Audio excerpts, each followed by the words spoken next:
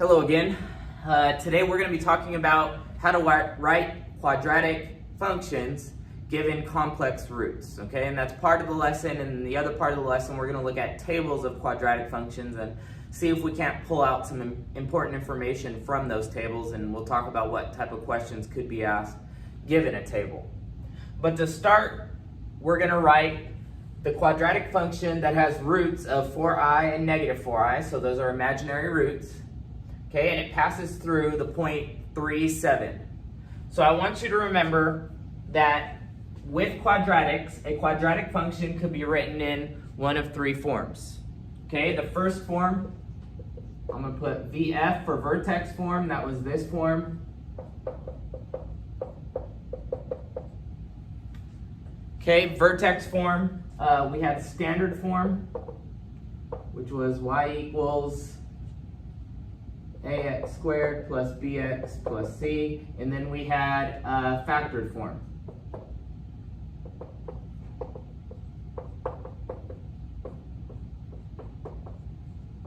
All right, and now factored form, that p and q that I wrote there are the zeros, or the roots of the quadratic function. So since we're given 4i and negative 4i are the roots, which form do you think would be the best to use? If you guessed factored form, you'd be correct because we have the roots. We have what p and q are here. So we know that our quadratic function is going to be of the form a times x minus 4i times x minus negative 4i. Now I'm going to simplify that because I don't like minus and negative. So that's going to become plus 4i. All right, now just as we have done in previous lessons, I'm going to use this point right here to plug in for x and y so I can solve for a. So my y value is 7. My x value is 3. All right, so now we have to solve for a here. So we previously had in the last lesson of multiplying complex numbers, we learned that these two numbers are called conjugates. They're called complex conjugates. And we had this rule that if you had a plus bi times a minus bi, okay, that became a squared plus b squared, and we proved in previous lessons why that's true. So we're going to use that here. So we're going to have 7 is equal to a times our a value, talking about in this formula, is 3, so it's 3 squared, plus our b value is 4, so it's going to be 4 squared. All right, and that's the shortcut to multiplying these two complex numbers. So doing a bit of simplification, this is 9 plus 16, that's 25, so I have 7 is equal to 25a. If I divide by 25, I get 7 over 25 is equal to a. So my quadratic function is y equals 7/25 x minus 4i times x plus 4i. Now, I didn't ask for it in any specific form, so that's fine. This is a quadratic function, it's just in factored form. If I wanted to go into standard form or vertex form, well then you'll have to switch, and we've done that in previous lessons. You are going to have to multiply with complex numbers, but that's why we did the previous lesson, so we're building off of that here. Problem, one root of a certain quadratic is I, and 1 negative 5 is a point on the graph of this quadratic. Write the equation of the quadratic described. So again, we do not have a form to put this in, so we can use any form that we'd like. So, the first fact that we must know is that complex roots always occur as conjugate pairs. So we can write if a plus bi is a known root, then a minus bi must also be a root.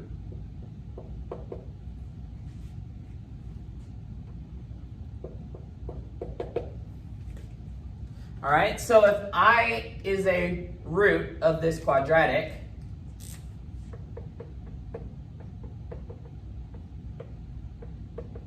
then its conjugate pair must also be a root of this quadratic. So you might think, well, what's the conjugate pair? Because it's not in this a plus bi form.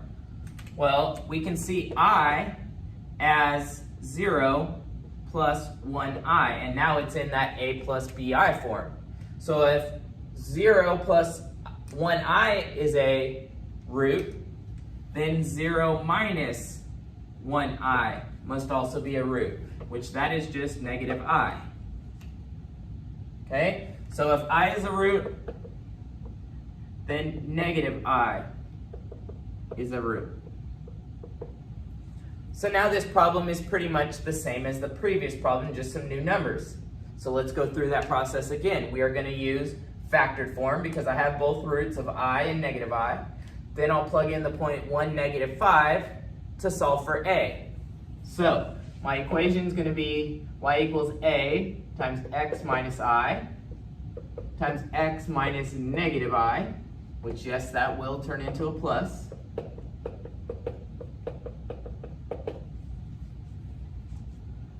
Okay, so we plug in our point of 1, negative 5, so negative 5 is equal to a times 1 minus I times 1 plus I. So we have to multiply 1 minus I and 1 plus I, those are conjugate pairs. So we have 1 squared plus 1 squared, so we have negative 5 is equal to 2a. So a is negative 5 halves. So then our equation is y equals negative 5 halves x minus I times x plus I. And that is our answer. Again, I can switch into any form that I would want to. Let's say this problem asks for standard form. Or you know what, let's say it asks for vertex form, because that's the most complicated. How would you find the vertex? Well, we can't find what's halfway between I and negative I. Okay? So what we're going to want to do is put it in standard form. So again, I know the question didn't ask for this, but I'm saying, what if it did? What if it asked for vertex form? Okay? What you'd want to do is you'd want to multiply. Okay? You'd want to expand x minus I and x plus I. So to do that, you would have to first multiply these conjugate pairs again. So that's going to be y equals negative 5 halves x squared plus 1 squared, which that is negative 5 halves x squared plus 1, which is negative 5 halves x squared plus, minus, because we have a negative 5 halves times a positive 1, minus 5 halves. Okay, if we wanted to find vertex form, or if we were asked for the vertex of such an equation, well, we know that to find h in vertex form, it's negative b over 2a. Now this is not a pretty formula to work with, but we can still work with it. It would be minus, the b value is 0, all over 2 times negative 5/5. Now, this isn't so bad. We have 0 divided by anything is 0. So the vertex is at an x value of 0. So then to find k, you just plug in 0 to this formula right here. K is equal to negative 5 halves 0 squared minus 5 halves, which is negative 5 halves. So your vertex is at 0, negative 5 halves. So the vertex form, sorry I'm running out of room here, is going to be negative 5 halves, x minus 0 squared, minus 5 halves. Okay, and that's how you work with the different forms with complex numbers. You still do the same math that we've always done. You just have to know how to multiply complex numbers. So, it says, given each table, write down any important characteristics found from the table. All right? So what are some important characteristics we've talked about from a quadratic? We've talked about y-intercepts, we've talked about x-intercepts, we've talked about the vertex, we've talked about the axis of symmetry, domain, range, all those types of things are characteristics of a quadratic. So, in looking at the table without plotting these on a graph, which you could do, by the way, you can always take a table, plot the points, and get a shape of a graph, and then take the characteristics from the graph. But I want to look at it just from the table's perspective. All right? So, one thing that's always easy to find if it's available to you, it's not always going to be given to you, but if it's available to you, is the y-intercept. Okay? The y-intercept occurs when the x value is 0. So, we're looking through my table. There's an x value of 0. There's the y value, so that must mean my y-intercept of this quadratic is 0, 3. Okay? The next thing we like to look for are x-intercepts. Now, x-intercepts occur when the y value is 0. So we look through the table. That's not seen from this table. Does it mean that there are no x-intercepts? No, it just means that those values aren't on the table. Okay? So I'm going to put not available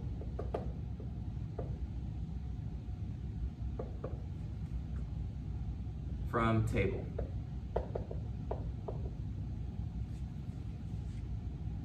Okay, let's now look at the vertex. So, to find the vertex, you have to use symmetry, and you have to see symmetry in the pattern from the y values. Okay? So, this table is kind of set up nice because it turns out our vertex is right in the middle here, but let's look at the numbers. It goes negative 3, 3, 5, back to 3, back to negative 3. Now, look at your x values. Are they all evenly spaced? It's going up by 2, up by 2, up by 2, up by 2. Yes, it is. So since the x values are evenly spaced and we have this symmetry occurring around this point right here, that means that that point is the vertex.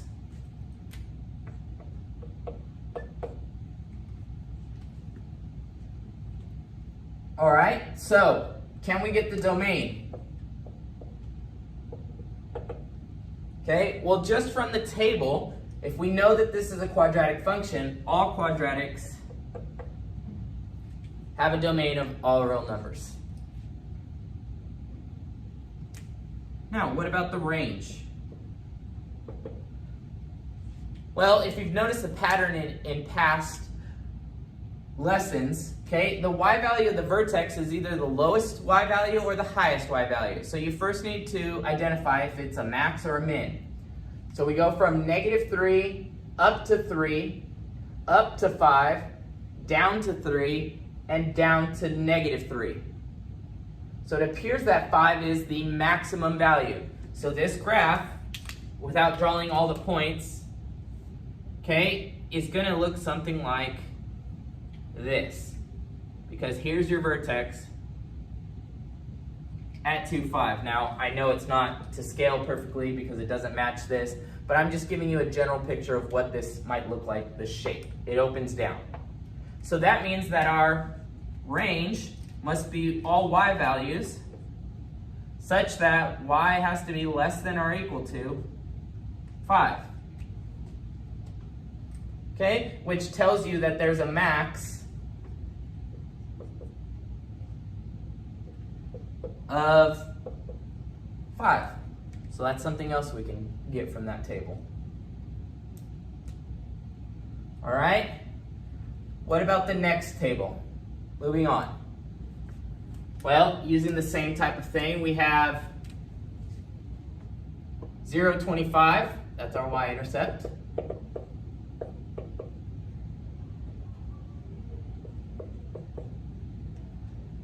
Okay, x-intercepts are where y is equal to 0. So we don't have that, or it's not seen from table. So I'm just going to put NA for not available. Doesn't mean there are none. There possibly could be some x-intercepts. They're just not seen from the table. All right.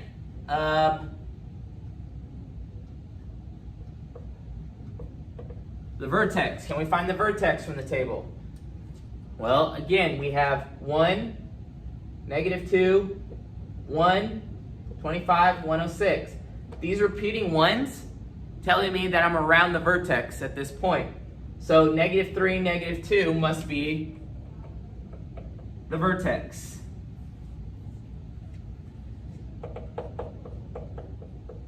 The domain is all real numbers. The range, we have to figure out if this vertex is a max or min. So it's going down to -2 and then back up to 1. So that means the graph must look like this. It must open up, so it's a minimum value. So that must mean that y has to be greater than or equal to -2. And because of that, I know there's a min of -2. All right, so pause your video and see if you can't figure out the last table. So there's the values you should have got. Now this one was interesting because you cannot find the vertex. So you might think, well, there's a repeated zeros here, so that must mean that this middle number is our vertex. However, if you look at the x's, they do not go up by the same amount. From 2 to 3, that's only 1 unit. From 3 to 6, that isn't the same value, so this must not be the vertex. So does that mean that the quadratic doesn't have a vertex? No, all quadratics have a vertex. It means it's just not seen from the table. So our range, we cannot find. Our min-max, we cannot find. So that's all the information that we could get from the table. Now, what type of questions could I ask? Well, I could ask, say from these two tables, I could say find the x-intercepts, given this information. So it's not on the table. That doesn't mean they don't exist. That doesn't mean that we can't solve for them. All it means is we're going to have to write an equation given the vertex and another point, and then take that equation, set it equal to 0, and find your x-intercepts. All right? Now, what about this right here? Can I find the vertex given this information? Well, yes, I could. I have the x-intercept, so I can write an equation in factored form using another point, really any point on the table, but I have the y-intercept right there. And then take that equation, put it into standard form, and use minus b over 2a to find the vertex. So tomorrow's assignment is going to be a mix of all those things where maybe the answer is not right in front of you. You're going to have to do some digging to figure out some answers. It's not just going to be a one-step, here's the answer by looking at the table. All right, so good luck, and let me know if you have questions. Have a good day.